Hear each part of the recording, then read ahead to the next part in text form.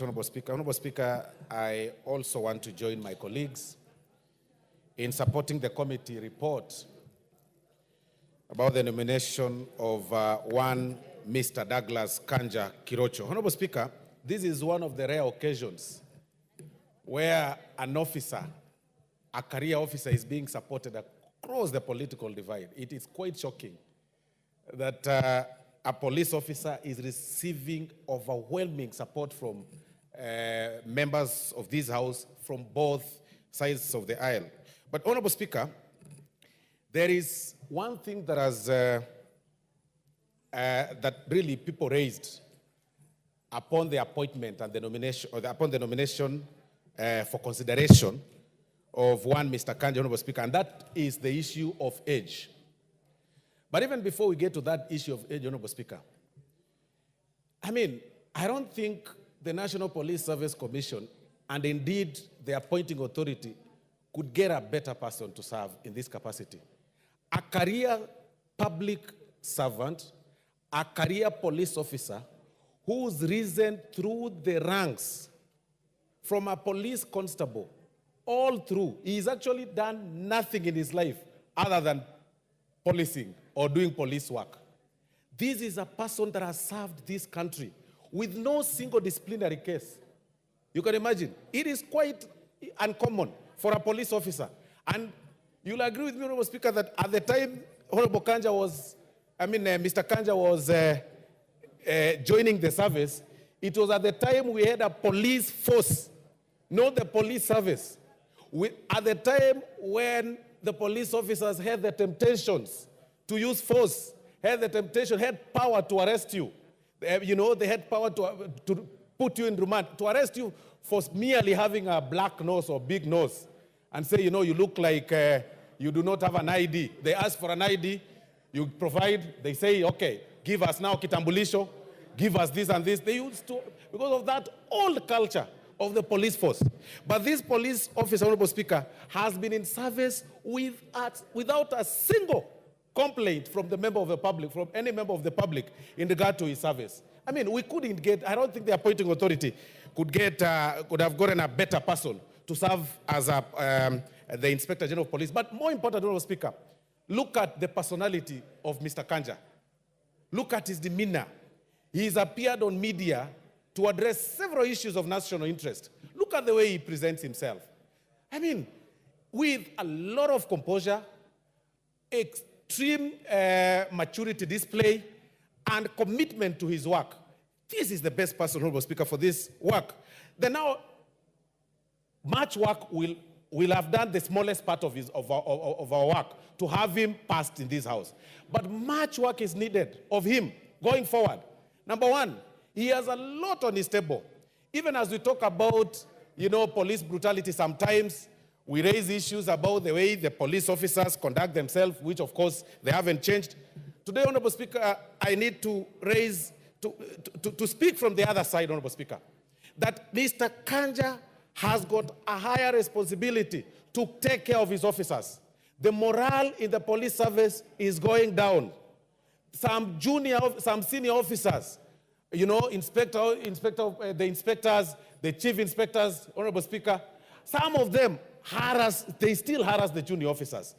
The way the officers live, the way the way they operate, the places they live in, Honorable Speaker, is still deplorable. Mr. Kanja has a responsibility to defend them before the National Police Service Commission, and I'm sure that is what some members want to raise an objection over, that as the head, because everything rises and falls on leadership, he has that responsibility to reinstate the morale of the junior police officers.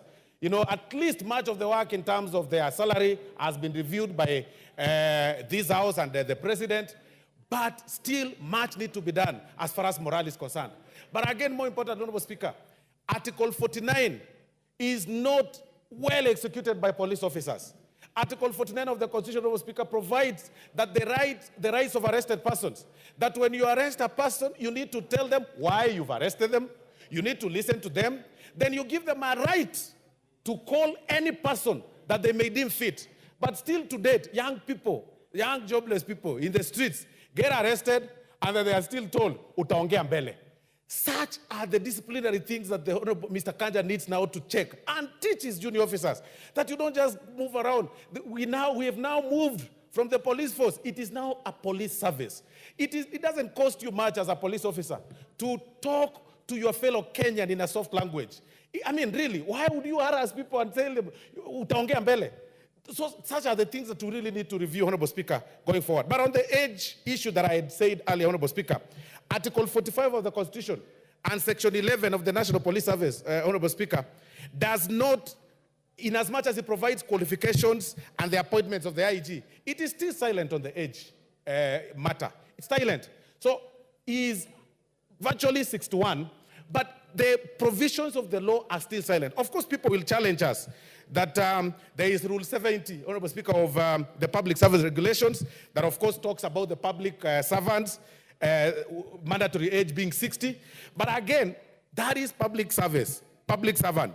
Then, that is separate, doesn't apply on the AIG, because there is an element of the definition of who qualifies to be a public servant or who qualifies in that particular provision. And then now that, of course, is provided for under Article 260 of the Constitution, which then now defines who then is to be called a state officer, Honorable Speaker. I mean Article 234, sorry.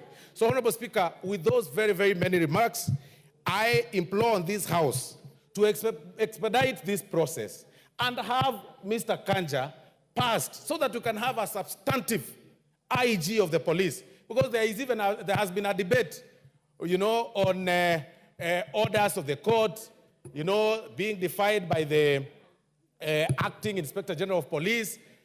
I mean, now we are going to have a substantive one, because we really need not to delve into such matters. But again, we also advise the police and the judiciary that we all maintain our independence. The police unit is independent in terms of the operations, and the judiciary is also independent, because there is a delicate balance. At one point, you hear a judge complaining about the withdrawal of security officers, and on the other side, they say they are independent. When the police the Inspector General comes and says, you know, we are independent, it also raises the issue. Those instruments or those institutions that have been set by the Constitution, Honorable Speaker, are independent in their own rights.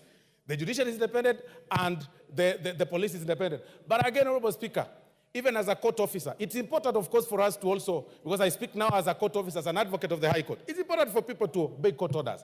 But again, we also need not to personalize. And this I really must say, that judicial activism should also stop. We need not to personalize public service. If in the place of the IG sends the DIG to represent him, because that is public service, I mean, that should also be taken in. You can't just say, now that, you know, I simply want the IG. What happens of the DIG? Because we have the IG, then we have a DIG in charge of the AP, then we have another DIG in charge of the regular police. It's still, I can't really define how a judicial officer can say, fine, if the DG has been, the DIG has been set. You know, you have deviated. There's a point of order here now. Yes, what's your point of order? Yes, thank you, Mr. Speaker. Honourable member. I respect Mr. Osoro, but you see, when a mistake is done, it is wrong for us as a house to defend it. The judge had the platform of seeking whoever he wanted to come. And really, you are out of order to say that the alternative was okay. I think that is wrong from this house to come. Thank you, Mr. Speaker. Thank you very much, Honorable Speaker. I really still do not understand the point of order. Well, I was simply making my case that in public service, in my place, if I am called upon by any senior officer in government, Honorable Speaker, and I opt to send Honorable Naomi, Honorable Speaker, I'll be right to send Honorable Naomi, because we are within the public service.